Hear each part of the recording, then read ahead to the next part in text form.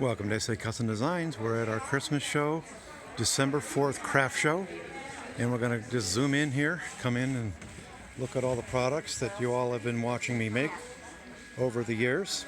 A lot of these units are a result of a couple months ago, but you may recognize some of them. Just a quick video to show you.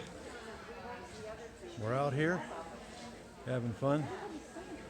SC Custom Designs.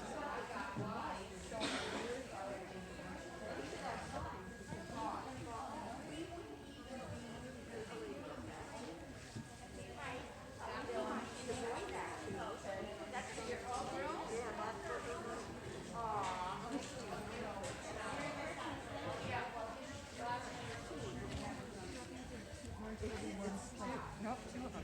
I sandwich them together. Yes, you get two pots. And these I purposely heat set with an iron to make them more spready. So like I said, the strip is pretty sturdy. It's really good. It works for a long time.